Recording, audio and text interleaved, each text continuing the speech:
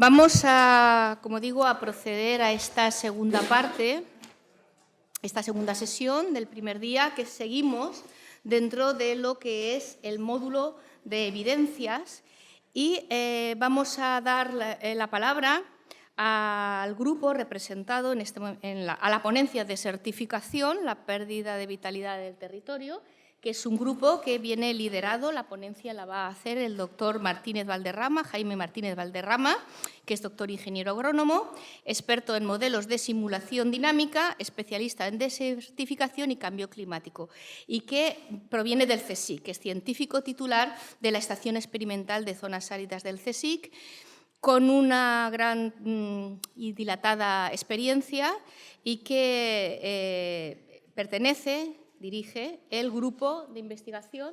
¿Sí?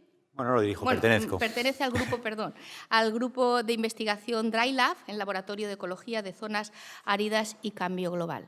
Cuando quiera. Vale, muy bien. Muchas gracias. Bueno, muchas gracias a los organizadores por invitarnos y sobre todo considerar la desertificación como uno de los temas o de los topics de la conferencia. Como no puede ser de otra manera, pues esto es un trabajo en equipo, ¿no? Está aquí Víctor Castillo, que es profesor de investigación del Centro de Edafología y Biología Aplicada del Segura, que nunca me aprenderé el nombre entero, porque siempre digo CEBAS, del CSIC. Está también Susana Bautista, que es catedrática de Ecología y directora del IMEM, Ramón Margalef, de la Universidad de Alicante. Estela Nadal Romero, del Instituto Pirenaico de Ecología, del CSIC también. Y José Alfonso Gómez Calero, del Instituto de Agricultura Sostenible del CSIC. Y yo, bueno, ya me han presentado. Y bueno, en realidad también se había mencionado, ¿no?, que esto no es un trabajo improvisado de 2 meses, sino que esto al final nos apoyamos en mucha más gente, en muchos más colegas. No podemos poner aquí toda la lista, pero también quiero agradecer, ¿no?, a toda esta gente de distintos institutos que han estado durante años acompañándonos y enseñándonos cosas, y a gente incluso que ya no está, no solo en la sala, sino que no está en este mundo, ¿no? Estoy pensando, por ejemplo, en el profesores de investigación como Joan Pons de Fábregas o Silvio Martínez Vicente, que también han sido profesores de investigación del CSIC y que durante años han ido dejando su legado, ¿no? Esto es un trabajo de muy largo recorrido. Entonces, yo había planteado este índice para hablar de lo que es desertificación, pero también es muy importante de lo que no es desertificación, porque gran parte del problema de desertificación y de otros problemas medioambientales es que no entendemos cosas muy básicas y, por lo tanto, luego las medidas que se plantean no suelen funcionar. Hablaré de zonas áridas, del suelo y la erosión. De hecho, inicialmente esta ponencia se llamaba desertificación y erosión, porque la erosión muchas veces se equipara a desertificación y es más cosas que eso.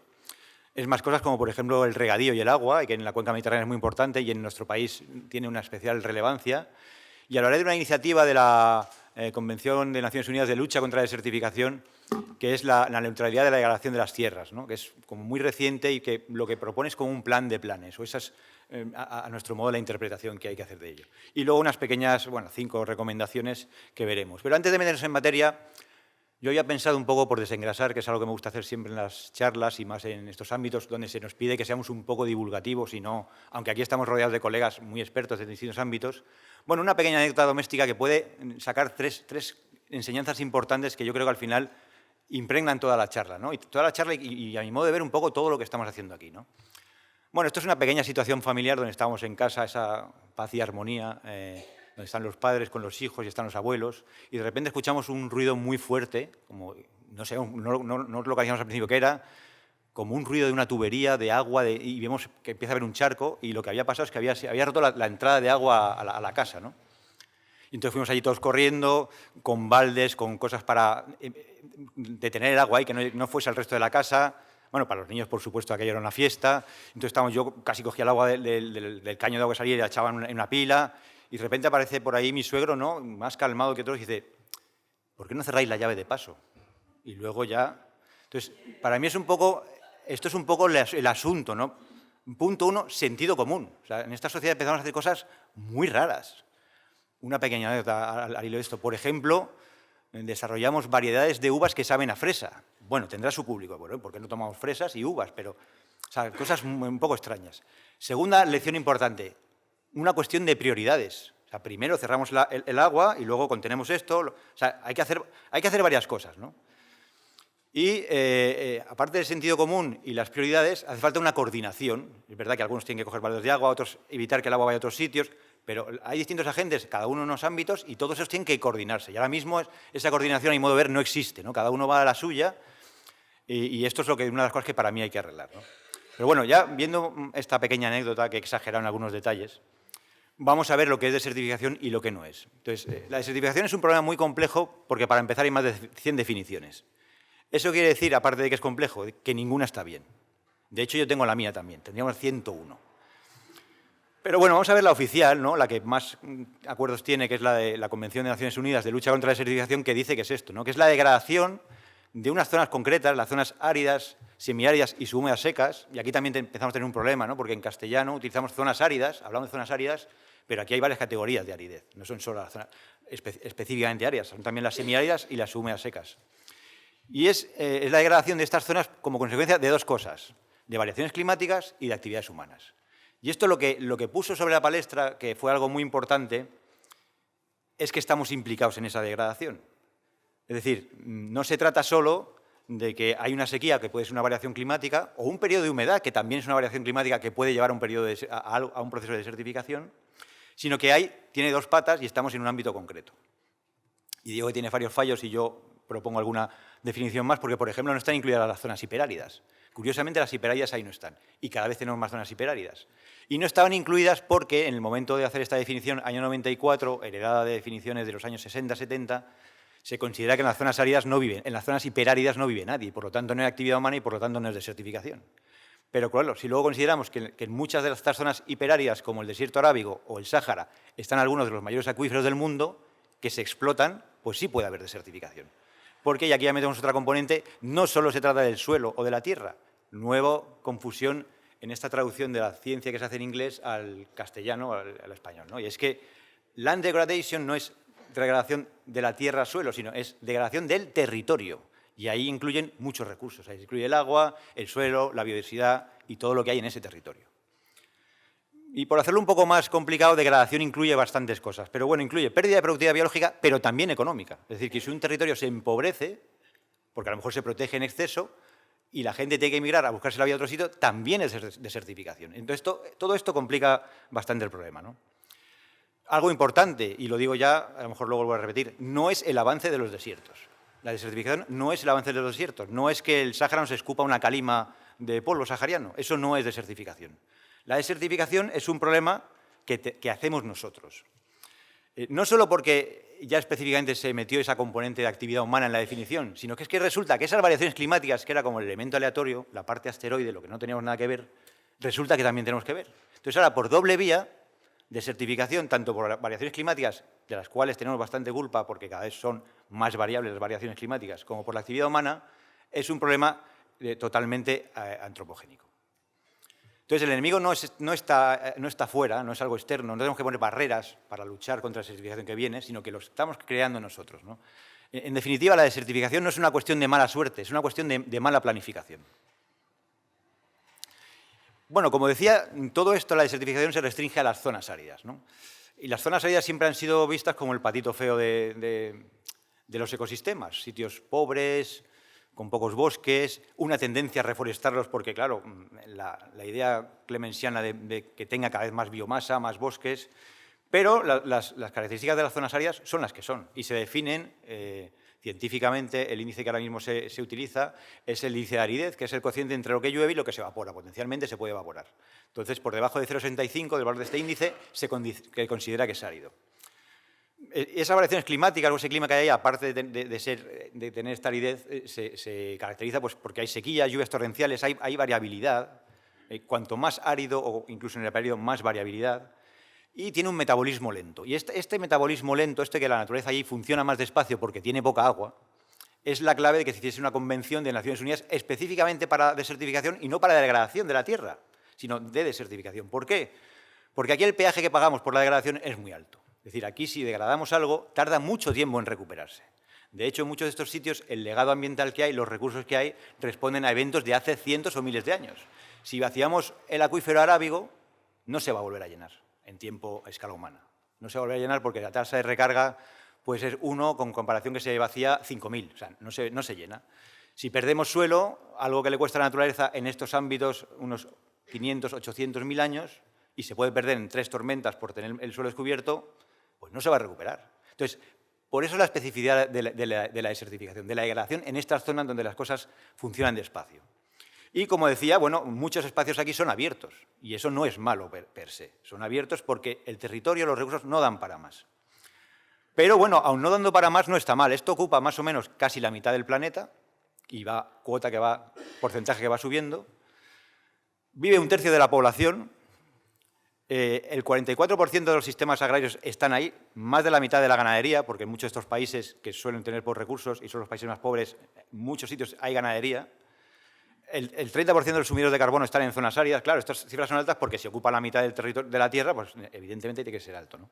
Perdón, el 30% de los bosques y el 36% de los sumideros de carbono. Y además, aunque de esa imagen de un sitio pobre, con poca vida, resulta, y esto es un trabajo que se publicó el año pasado, que hay más biodiversidad funcional que en ningún otro lado. ¿Por qué? Porque son ambientes donde la vida está acostumbrada a que le vayan haciendo faenas. Y ahora no llueve, y ahora hace frío. Y entonces la vida va buscando y es donde más recursos, adaptaciones hay, ¿no? Y las zonas áridas, como decía, se están expandiendo. Esto es otro trabajo más o menos reciente que se ha hecho estación experimental de zonas áridas, liderado por Gabriel del Barrio. Bueno, en España, claro, siempre pensamos, o cuando se habla con un público menos especializado, bueno, que las zonas áridas son eso, ¿no? Los desiertos que están por allí. No, aquí tenemos 3/4 partes del territorio que cumplen esta condición de aridez. Y recientemente hay 8.000 kilómetros cuadrados nuevos de zonas áridas, cuando digo áridas, de puramente áridas, que han pasado de ser semiáridas a áridas. Fundamentalmente concentradas en el Levante, en provincias de Alicante, Murcia y Almería.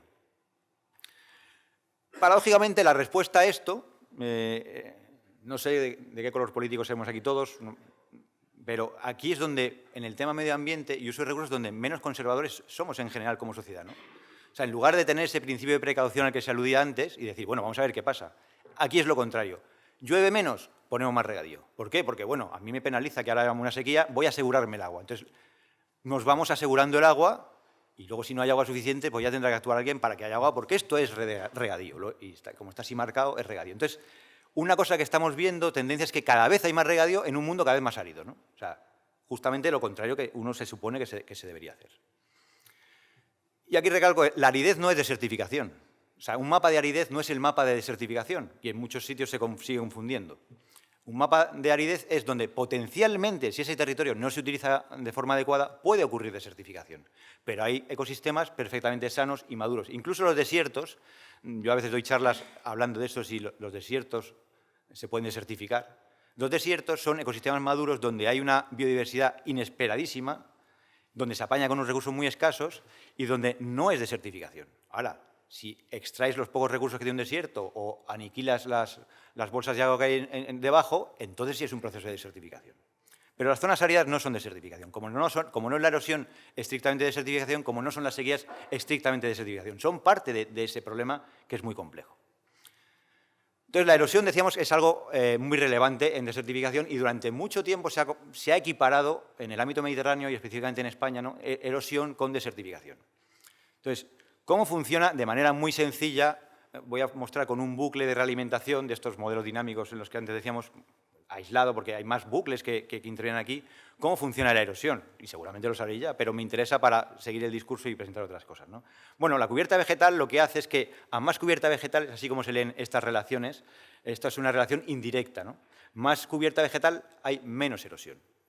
Entonces, un terreno que a lo mejor aparentemente es muy pobre, como puede ser un espartal, protege mucho frente a la erosión. Como digo, hay otras casuísticas, hay la intensidad de las precipitaciones, otros asuntos. Pero bueno, voy a concentrarlo en este bucle de la erosión. Si hay más erosión, hay menos suelo. Es decir, que si hay menos erosión, hay más suelo. Es relación directa, ¿no? Lo cual quiere decir que si hay más cubierta vegetal, hay más suelo. Hay una doble relación inversa, ¿no? Si hay más suelo, hay más productividad primaria. Aquí tenemos una relación directa. Más suelo, más productividad primaria. Y esto hace que más productividad primaria haya más cubierta vegetal. Por supuesto, con unos umbrales de saturación, esto no va a crecer de manera indefinida, pero hay un bucle aquí que estabiliza bastante el sistema, que hace que si hay cubierta vegetal, hay menos erosión, se protege el suelo, hay más cubierta vegetal, ¿no? Vale, ¿qué sucede si quitamos cubierta vegetal? Si ahora vamos aquí y decimos, no, toda esta cubierta vegetal vamos a quitarla, vamos a poner otra cosa, o hay un incendio, esa cubierta vegetal desaparece. Como digo, también hay otros elementos. Y además no quiero relacionar los incendios forestales con problemas de erosión y desertificación porque casi nunca acaban así. Pero bueno, pues se lee igual, pero ahora funciona en otro sentido. Ahora, en vez de más cubierta vegetal, menos erosión, es menos cubierta vegetal, más erosión. Más erosión, menos suelo. Menos suelo, menos productividad primaria. Es una relación directa, menos, aunque ponga un más ahí, ¿no? Menos productividad primaria, menos cubierta vegetal. Y esto empieza a coger velocidad y es menos cubierta vegetal, menos suelo, por lo tanto no hay nutrientes, no hay soporte, crece menos, y entonces llegamos a esto. Entonces llegamos a situaciones donde queremos extraer la máxima productividad primaria de un territorio, eliminamos todo lo que no sea nuestro cultivo, y por eso a estas hierbas que crecen aquí en medio las llamamos, desde nuestro punto de vista antropogénico, malas hierbas, porque son malas, porque nos están quitando el agua para producir menos aceituna, por ejemplo, o menos de lo que sea, y entonces se produce esto. Se desmantela el territorio. Algo que ha tardado siglos en crearse. Entonces tenemos dos tipos de efectos, ¿no? de la erosión. Estos efectos locales que al final se traducen en que tengo menos suelo y lo voy solucionando como puedo, pues pongo más fertilizantes. Si son baratos, ojo, porque cuando ha habido crisis de alzamiento de los precios de la energía, Fertiberia ha dejado de fabricar urea. Entonces, de repente, se pone en duda todo el sistema agronómico. Es decir, ¿ahora de dónde sacamos los parches? Porque no dejan de ser parches. Es decir, todo esto que ponemos, urea, NPK, ¿no? Yo soy ingeniero agrónomo, NPK, el suelo tiene muchas más cosas que NPK. Y por eso los tomates saben a tomate, porque tiene polifenoles, porque tiene vida microbiana de otro tipo, tiene oligoelementos, tiene magnesio, y también por eso ahora tenemos muchas carencias en las dietas de magnesio, de elementos que se han perdido, porque solo hemos repuesto algunos. Hemos puesto un parche tecnológico, viene por el lado de las soluciones tecnológicas, que son necesarias, pero son una parte de la solución. Y entonces todo esto hace que, en este mapa de condición de la Tierra, veamos que más del 20% del territorio pues, ha perdido mucha productividad, porque lo estamos aniquilando y lo vamos reparando como podemos, ¿no? Pero no solo tiene efectos locales, tiene efectos externos. Entonces, cuando vemos las imágenes de la Dana, que hemos visto algunas antes, de esta Dana y de otras, vemos que ese maldito lodo que crea destrozos, que se lleva vidas, resulta que eso, unas horas antes, era suelo fértil, un poco más arriba. Y ahora es un barro ahí que no sirve para nada. Entonces, todo ese suelo que estaba allí se pierde. Se pierde no solo en estas catástrofes que se da por delante vidas, economías, sino que, por ejemplo, los embalses que a lo mejor se diseñan con una vida útil de 50 años, cuando ocurre esto, duran 10 años o 15, porque se han llenado de sedimentos. Es decir, que ya no es solo un efecto local que le afecte a un productor que pueda solucionar con unas bolsas de urea y fosfato, sino que esto es una cosa bastante más grave. Y por eso en la desertificación decimos que el problema es un problema de escala de paisaje, no de parcela. O sea, yo puedo hacer en mi parcela una serie de cosas que a lo mejor considero sostenibles y están muy bien y ecológicamente pueden estar muy bien, pero si no considero la agregación territorial, eso no sirve de nada, ¿no? Y eso lo podemos ver en el siguiente caso, que es el del regadío. El regadío en una economía, en unos ambientes áridos como nosotros, es muy necesario. O sea, yo no estoy en contra del regadío, nosotros no estamos en contra del regadío desde el punto de vista de la desertificación. Ha sido esencial durante mucho tiempo y sigue siéndolo. ¿Pero qué está ocurriendo con el regadío? Bueno, que cada vez la tecnología ha permitido utilizar estos territorios que antes eran como sitios eriales, sitios wastelands, sitios donde no se podía hacer nada, pero con la tecnología, aprovechando las condiciones de base que tienen, se han hecho muy productivos. Tenemos sitios con temperaturas suaves, con muchas horas de luz, y eso es muy importante para la agricultura, y bueno, teníamos el pequeñito problema del agua, pero con la nueva tecnología, trasvases, desaladores, eso se soluciona. Entonces, ahora vemos que algunas de las zonas más productoras del mundo están en Ica, en Perú, que es el mayor exportador de espárragos, donde llueven 15 milímetros al año. En el desierto arábigo, donde ya tuvo que prohibirse la producción de alfalfa para criar vacas frisonas en el desierto arábigo porque no tenía sentido, ¿no? Después de agotar los acuíferos. En el desierto de Taklamakan, que es el mayor productor de algodón del mundo y que básicamente nutre a toda China. Entonces, las zonas áridas e hiperáridas, gracias al regadío y a sus condiciones de base meteorológicas, se han convertido en zonas muy productoras. Y aquí está ocurriendo un poco igual, ¿no? Aquí vemos cómo en esta gráfica verde la superficie agraria en España ha disminuido claramente. Ya venía disminuyendo de los años 60, pero ha sido disminuyendo. Pero el regadío no, el regadío va para arriba. Y allí vemos algunos cultivos como las viñas, como el viñedo, por ejemplo, los olivares, los cítricos, las hortalizas, que van subiendo. Cada vez hay más regadío de esos cultivos, porque tienen unos mercados exteriores muy atractivos, ¿no? Y, bueno, también tenemos pues, otro patrón que tenemos, que cada vez consumimos más carne. Esa carne viene de mega granjas donde los animales no salen a pastar, pero les tienes que traer. Pienso que a su vez se cultiva en acuíferos. O sea, que decir, hay todo un mecanismo interrelacionado donde en general lo que utilizamos son alimentos o formas de uso del suelo que cada vez requieren más y más agua. Y entonces entramos en una especie de espiral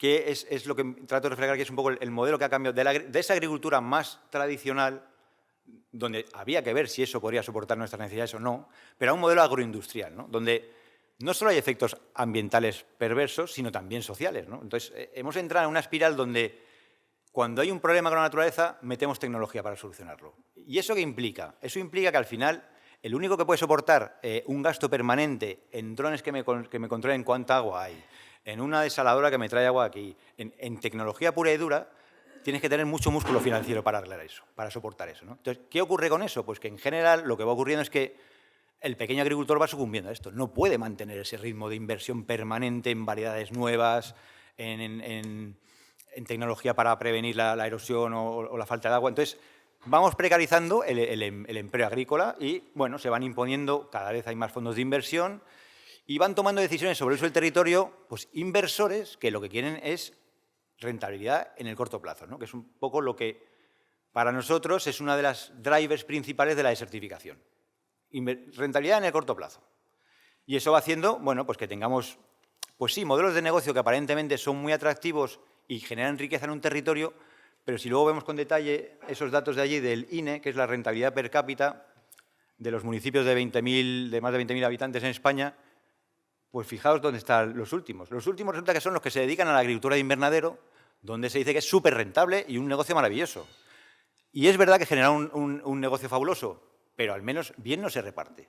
Entonces, tenemos modelos de agroindustriales que respaldan nuestra balanza comercial, que pueden generar empleo de más o menos calidad, a veces de muy mala calidad, pero que tienen una serie de efectos colaterales muy importantes, ¿no? Entonces, desertificación también es esto. Desertificación es que esto, por ejemplo, genera intrusión marina en los acuíferos, genera rentas per cápita muy bajas, genera empleo muy precario y no es el maná, ¿no? Entonces, también genera cosas buenas. Y estas son las cosas que tenemos que, como sociedad, tener claro, ¿no? En el regadío podemos tener cosas muy buenas, pero el ejercicio que yo creo que es necesario, que tiene que hacer la sociedad o los políticos, es decir, vale, vamos a hacer una matriz, digamos, es decir, cosas buenas del regadío o de este tipo de regadío.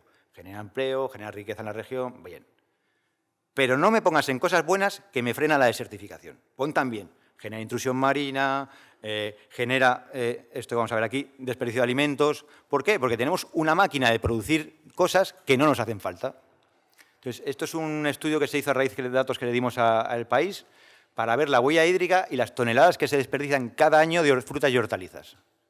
Que a lo mejor esto no representa una gran cantidad en toda la producción, pero llama la atención, por ejemplo, y el cálculo que hicimos fue que me parece que era en la región de Murcia, el agua que se había utilizado para regar cosas que se habían tirado a la basura sin entrar en la cadena comercial era equivalente prácticamente al agua del trasvase Tajo Segura. Y dice, bueno, entonces, ¿para qué quieres el agua del trasvase? Para cultivar 100.000 toneladas de limones, que como el precio es muy bajo porque se produce demasiado, dejo que se pudran en el campo. Entonces, estas son las contradicciones que yo creo que hay que abordar, ¿no? Sí, evidentemente hace falta agricultura de regadío y hace falta agricultura. Y hace falta tener seguridad alimentaria e hídrica, pero no podemos hacer estas estupideces, perdóname la palabra, porque no tiene sentido. Porque lo que estamos haciendo es, en este otro mapa vemos, cómo están los acuíferos en España. Y eso es desertificación. Si un acuífero tiene intrusión marina y ya no se puede utilizar, o se ha vaciado y va a tardar 100 años en rellenarse, eso es desertificación. Porque ahora eso implica que tengo que construir desaladoras, construir una infraestructura de tuberías para llevarla dentro. Y además, no le puedo cobrar ese dinero al agricultor porque si le cobro ese dinero al agricultor, le arruino el negocio. Entonces, lo asume el Estado, ¿no? Entonces, la desertificación tiene implicaciones para toda la sociedad, no solamente para los que están ahí y, por supuesto, no me gustaría que al final quede el resumen de los agricultores de la agricultura. Esto es una cadena muy grande. Los agricultores muchas veces se ven producidos así porque nosotros los consumidores queremos comer arándanos a las 12 de la noche todos los días del año. Pues eso es muy complicado. O queremos, como yo estaba hablando con diputados del Parlamento alemán que venían aquí un poco para interesarse un poco con un aire paternalista un poco excesivo, ¿no? De cómo estáis haciendo las cosas aquí en Almería. Pero ¿sabe usted por qué se hacen las cosas en Almería? Porque ustedes quieren sandías a medio euro todo el año. Entonces, para eso, el agricultor vende a su madre, dicho de forma sencilla. O sea, es una cadena en la que estamos todos implicados, ¿no?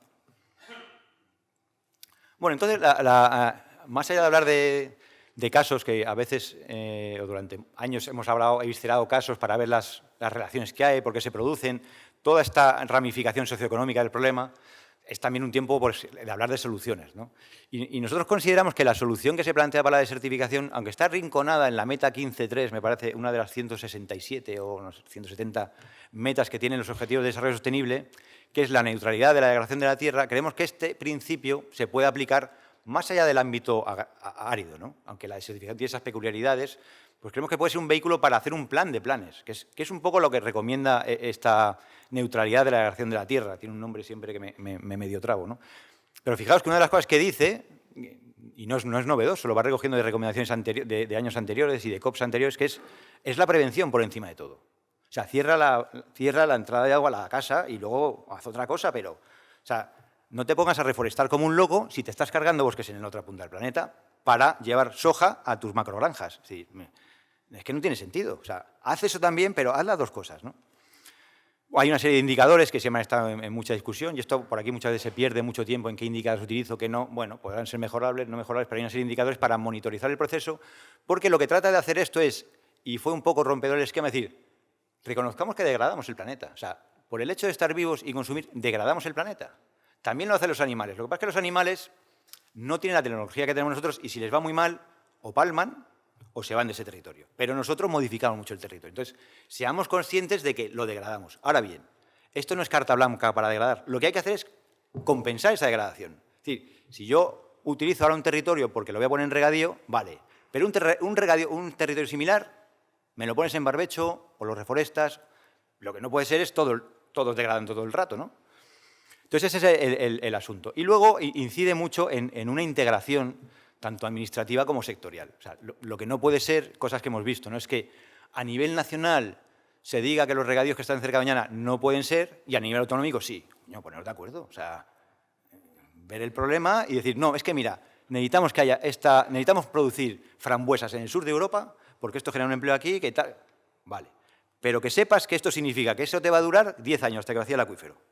O a lo mejor pon menos superficie, o sea, pongamos las cartas encima de la mesa, pero no estemos aquí cada uno con nuestro interés y nuestra parcelita, ¿no? Entonces, esto es lo que pretendo reflejar un poco en ese otro esquema, porque en el ámbito académico y en el ámbito científico todos sabemos que al final los problemas los estudiamos cogiendo trocitos, ¿no? Vamos cogiendo especialización, vemos una cosita y cada vez nos combinan más a la interdisciplinariedad, a ser multidisciplinar, no siempre se premia adecuadamente, pero bueno, intentamos que todo eso sea así, ¿no?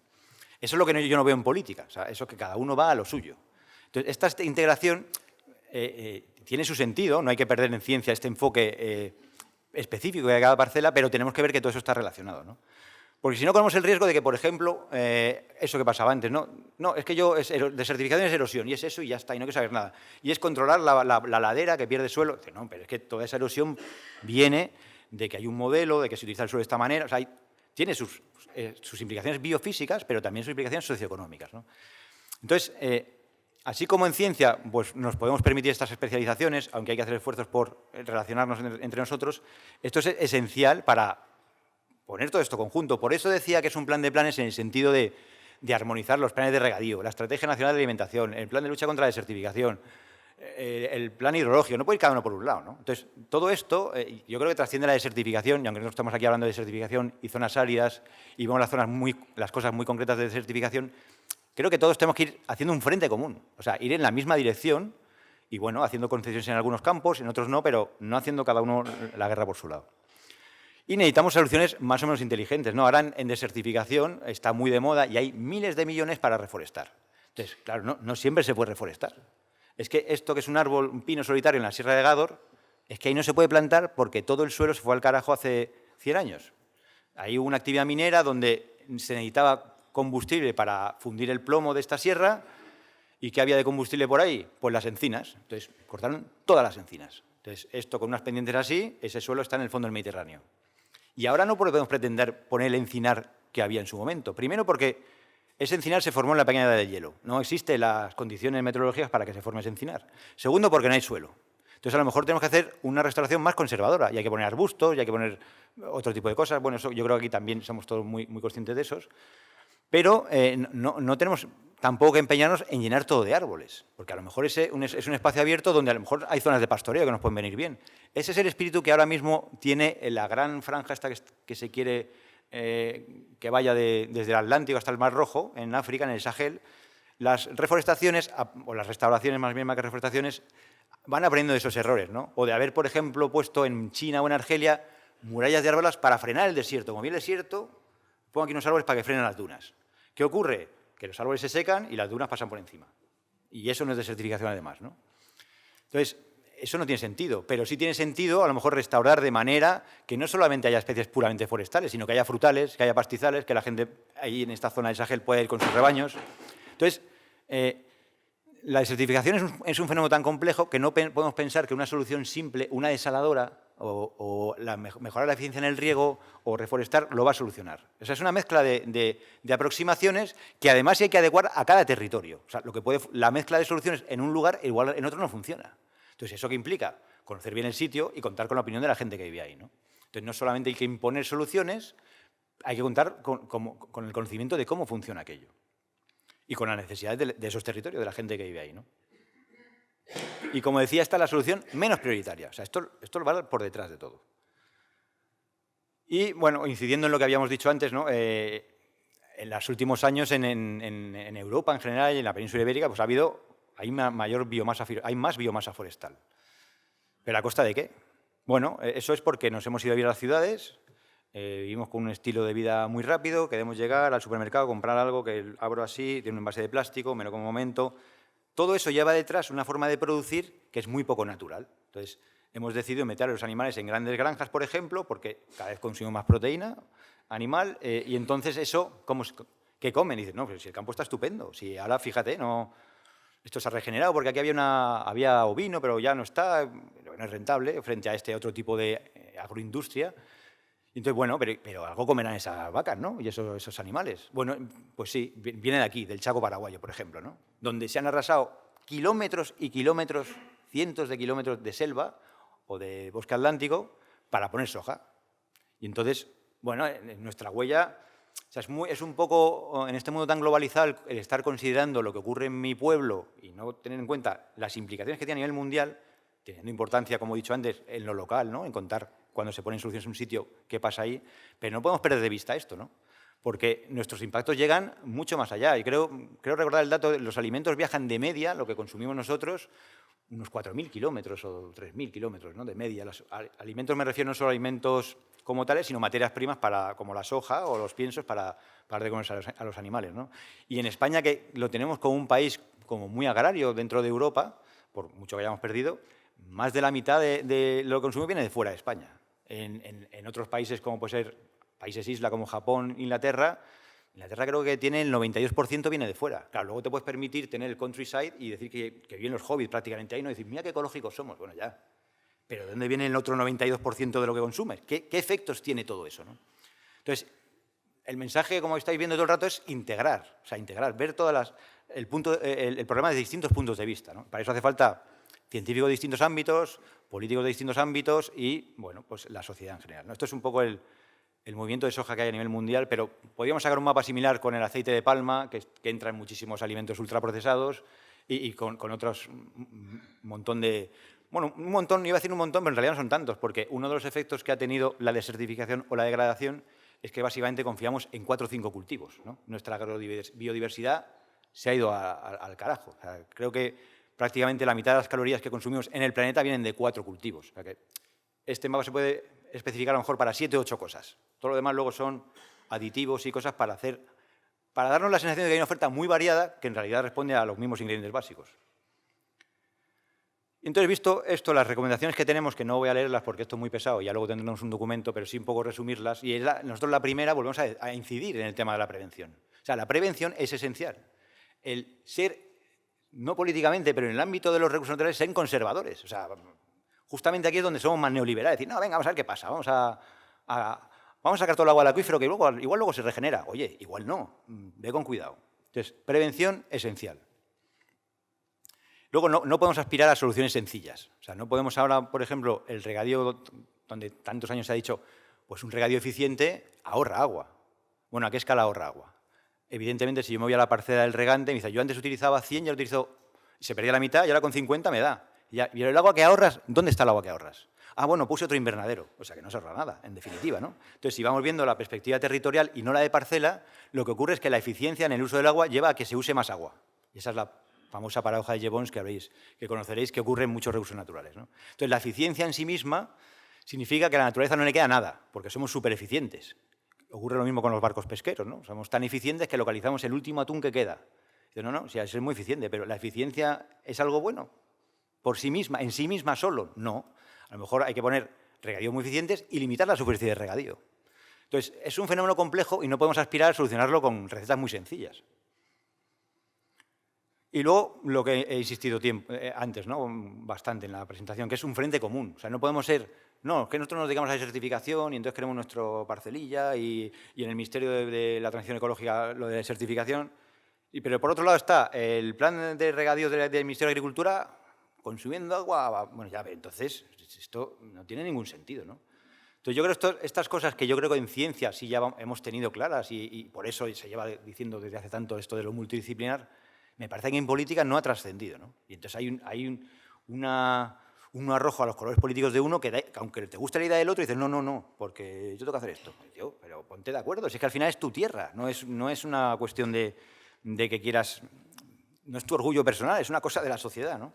Entonces, ese frente común me parece esencial, o nos parece esencial.